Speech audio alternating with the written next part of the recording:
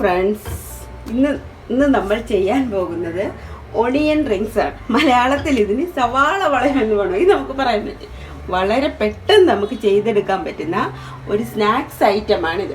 അതായത് നമ്മൾ ഇപ്പോൾ ചായക്ക് വൈകുന്നേരം ആകുമ്പോൾ നമ്മൾ ചായ ഇടൂലേ, ആ സമയത്ത് ചായ തിളച്ച് വരുന്ന സമയത്ത് തന്നെ നമുക്ക് ഈ സവാള കൊണ്ട് നമുക്ക് ഇത് സ്നാക്സ് ഉണ്ടാക്കാൻ പറ്റും. വളരെ പെട്ടെന്ന് നമുക്ക് ചെയ്തെടുക്കാൻ പറ്റുന്ന ഒരു സ്നാക്സ് ഐറ്റമാണ്.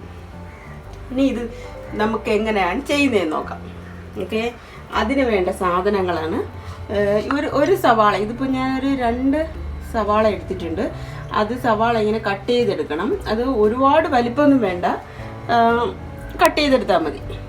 ചെറിയ ഒരു റൗണ്ട് ഷേപ്പിന് തന്നെ കട്ട് ചെയ്തെടുക്കണം. അതിനകത്തുള്ള ഭാഗങ്ങളെല്ലാം നമ്മൾ മാറ്റണം. അപ്പോൾ ഒരു സവാള കട്ട് ചെയ്യുമ്പോൾ ഫുൾ അതിൽ നിന്ന് കിട്ടില്ല, കുറേ ഭാഗങ്ങളൊക്കെ കട്ടായി പോകും. വേണ്ടത് മൈദ മാവാണ്. മൈദ മാവ് ഞാനിവിടെ ഇത്രയും സവാള റിങ്ങിന് വേണ്ടിയിട്ട് ഒരു 3 സ്പൂൺ മൈദ മാവ് എടുത്തിട്ടുണ്ട്. പിന്നെ അരിപ്പൊടി 1 സ്പൂൺ എടുത്തിട്ടുണ്ട്. കോൺഫ്ലവർ, ഇത് ചില്ലി ഫ്ലേക്സ് ആണ്, അതായത് മുളക് ചതച്ചെടുത്തതാണ്. മുളകിൻ്റെ കുരു അധികം ഇല്ല, സീഡ്സ് എല്ലാം കളഞ്ഞതിന് ശേഷം മുളക് എടുത്തിട്ടുള്ളതാണ്. ഇത് ഓപ്ഷനാണ്, വേണമെങ്കിൽ ചേർത്താൽ മതി. ഇത് വന്നിട്ട് വെളുത്തുള്ളി പേസ്റ്റാണ്. ഇത് ബ്രെഡ് ക്രംസ്.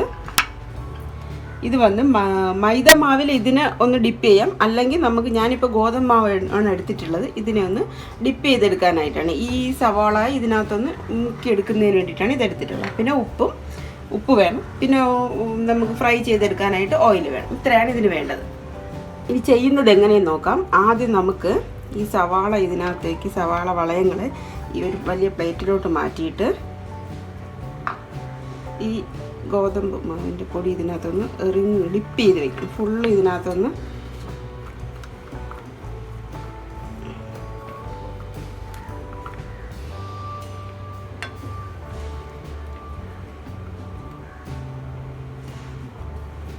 ഇതിന് മൈദമാവ് വേണമെങ്കിൽ എടുക്കാൻ പറ്റും, പക്ഷേ ഗോതമ്പ് മാവ് എടുക്കുന്നതിന് നല്ലതുണ്ട്. നമ്മൾ എടുക്കുമ്പോൾ കെയർഫുള്ളായിട്ട് എടുക്കണം. ഒരെണ്ണം പൊട്ടിയിട്ടുണ്ട്, അത് മാറ്റി വയ്ക്കുക. അടുത്തതും പൊട്ടിയിട്ടുണ്ട്. ഇത് പൊട്ടി അവസാനം ഇത് എത്ര എണ്ണം കാണുമെന്തോ. അപ്പോൾ നമ്മളിതാണ്ട് ഇതെല്ലാം ഇങ്ങനെ മാവിൽ ഗോതമ്പ് മാവാണ് ഞാൻ എടുത്തിട്ടുള്ളത്. നിങ്ങൾക്ക് മൈദ മാവാണെങ്കിൽ അതിനകത്ത് അപ്പോഴത്തന്നെ ഈ മാവിൽ തന്നെ ഡിപ്പ് ചെയ്ത് വെച്ചാലും മതി. ഇതിലേക്ക് ഇങ്ങനെ എല്ലാത്തിലും ഇതിൻ്റെ മുകളിലിട്ട് വെച്ചിട്ടുണ്ട്. അത് ബാറ്റർ ശരിയാക്കാം.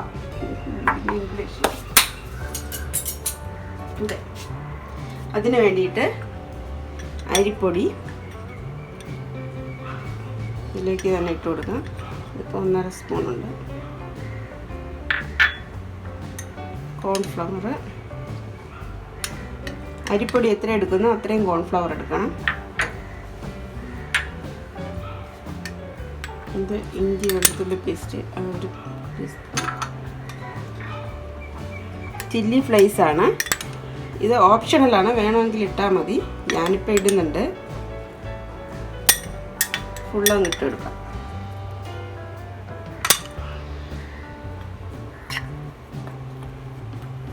ഉപ്പ് വളരെ കുറച്ച് ഇട്ടാൽ മതി, വളരെ കുറച്ച് ഉപ്പിട്ട് എടുത്താൽ മതി.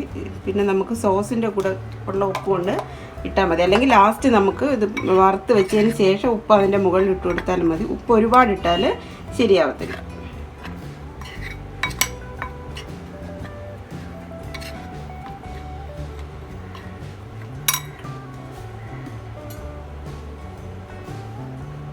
വെള്ളം വളരെ സൂക്ഷിച്ചൊഴിക്കണം. കുറേശ്ശെ വെള്ളം ഒഴിച്ച് മിക്സ് ചെയ്തെടുത്താൽ മതി.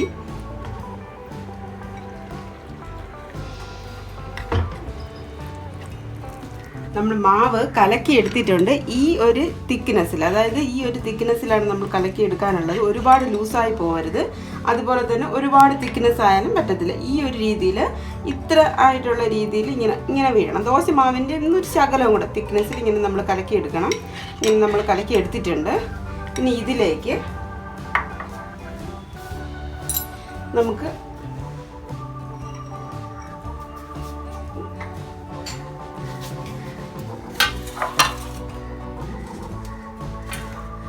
ഈ ഓരോ റിങ്ങും ഇതിലേക്ക് ഇടാം.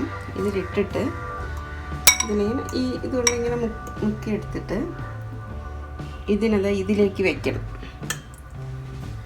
ഇതിലേക്ക് വെക്കുന്നത് എന്തിനാണെന്ന് വെച്ചാൽ ഇതിൽ എക്സസ് ആയിട്ടുള്ള മാവുണ്ട്, അതങ്ങ് പോവാൻ വേണ്ടിയിട്ടാണ് ഇതിലേക്ക് വെക്കുന്നത്. ഈ ഒരു പാത്രത്തിന് അടിയിലൊരു പാത്രം വെച്ചിരുന്നാൽ മതി. അപ്പോൾ മാവുള്ളത് അധികമായിട്ടുള്ള മാവ് അതിനകത്ത് വീഴും. ഇങ്ങനെ എല്ലാം നമുക്ക് ഇതിലിങ്ങനെ ഡിപ്പ് ചെയ്തെടുക്കണം.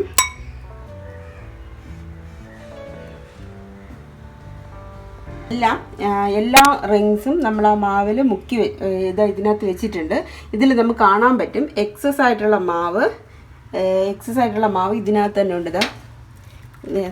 കണ്ടോ, ഇതിനകത്ത് ഇങ്ങനെ വന്ന് വീണുകൊണ്ടിരിക്കും. അപ്പോൾ ഓക്കെ, ഇനി നമുക്ക് ഇതിൽ ഓരോ റിങ്ങും എടുത്ത് ഈ ബ്രെഡിൻ്റെ പൊടിയിൽ ഇതിലിട്ടാൽ മതി. ഈ ബ്രെഡ് വാങ്ങിയില്ലെങ്കിൽ സാധാരണ നമ്മുടെ ബ്രെഡ് മിക്സിയിലിട്ടൊന്ന് പൊടിച്ച് ഒന്ന് വറുത്തെടുത്താൽ മതി. കണ്ടോ, ഓരോന്നും നമുക്ക് ചെയ്തെടുക്കാം. ഇതിൻ്റെ മുകളിലേക്കൊന്ന് ഇട്ടാൽ മതി.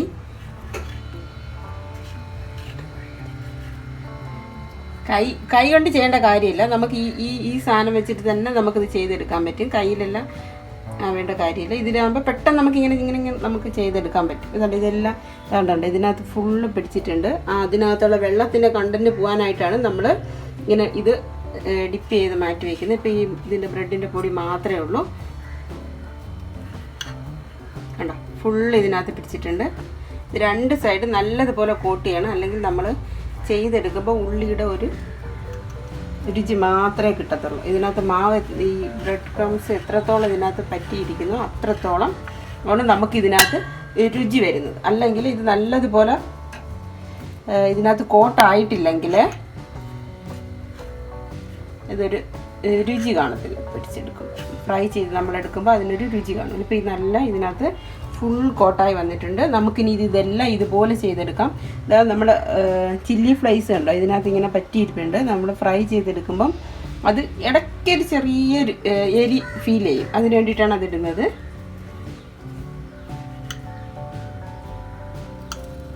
ഓക്കെ, നമുക്കിതെല്ലാം ഇനി ഇതുപോലെ ചെയ്തെടുക്കാം. ബ്രെഡ് ക്രംസിൽ ഡിപ്പ് ചെയ്ത് വെച്ചിട്ടുണ്ട്. ഇത്രയും മാവ് നമുക്ക് എക്സസ് ആയിട്ടുണ്ടായിരുന്നു. നമ്മളതിന് ഇതിനകത്തെടുത്ത് വെച്ചില്ല. ഇത്രയും മാവും ബാക്കിയുണ്ടായിരുന്നു. ഇതിനകത്ത് ഉള്ള മാവാണ്. ബാക്കിയുള്ള മാവ് നമ്മൾ ഡിപ്പ് ചെയ്ത് ഇതിനകത്ത് വെച്ചിരുന്നില്ലേ, ആ മിക്സ് ചെയ്ത മാവിനകത്ത് മുക്കി ഇതിനകത്ത് വെച്ചത് ഇത്രയും മാവ് ബാലൻസ് ഉണ്ടായിരുന്നു, ഇതിനകത്തുണ്ടായിരുന്നു എക്സസ് ആയിട്ട്. ആ മാവ് നമ്മൾ മാറ്റിയിട്ടുണ്ട്.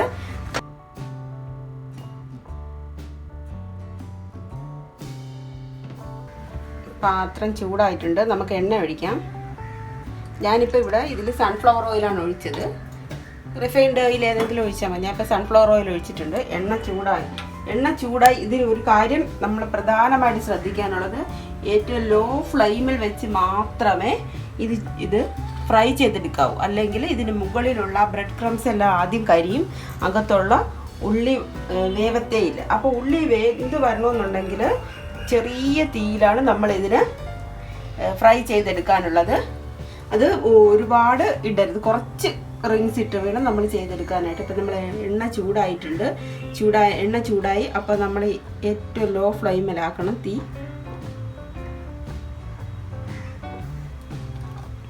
നമുക്കിത് ഓരോന്നായിട്ട് ഇട്ട് കൊടുക്കാം.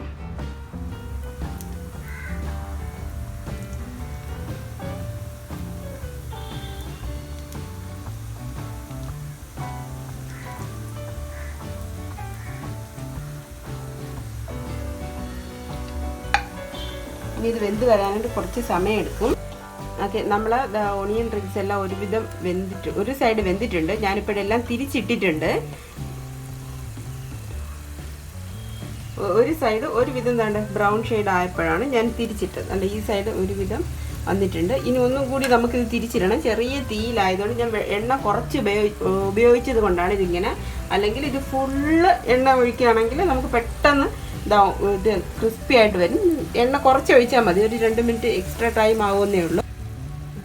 നമ്മൾ ഓണിയൻ റിങ്സ് എല്ലാം ആയിട്ടുണ്ട്. ഞാൻ ജസ്റ്റ് തീ ഒന്ന് കൂട്ടി വെച്ചിട്ടുണ്ട്. ലാസ്റ്റ് നമ്മൾ എടുക്കാറായി.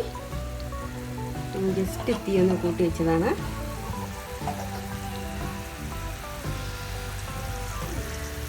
ഓക്കെ, നമുക്കെടുക്കാം.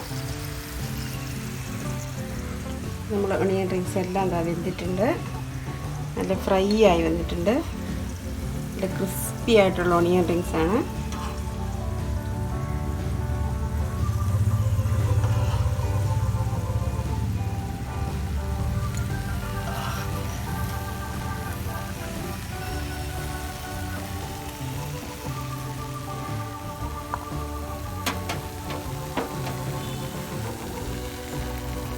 ബാക്കിയുള്ളത് നമുക്ക് ഇതുപോലെ ചുട്ടെടുക്കാം. ഉള്ളി വളയം അഥവാ സവാള റിങ്സ് അല്ലെങ്കിൽ ഒണിയൻ റിങ്സ് റെഡി ആയിട്ടുണ്ട്. അതിൻ്റെ ക്രിസ്പി ആയിട്ടുള്ളതാണ്. എല്ലാവരും ചെയ്ത് നോക്കണം. ഇഷ്ടപ്പെട്ടാൽ ഷെയർ ചെയ്യണം, സബ്സ്ക്രൈബ് ചെയ്യണം എൻ്റെ ചാനൽ, കമൻറ്റ് ചെയ്യണം. അതുപോലെ അടുത്തുള്ള ബെല്ലൈക്കൺ കൂടി പ്രസ് ചെയ്തേക്കണം. അങ്ങനെ ചെയ്താൽ ഞാനിടുന്ന വീഡിയോസ് നിങ്ങൾക്ക് അപ്പോൾ തന്നെ കിട്ടും. Okay, thank you for watching.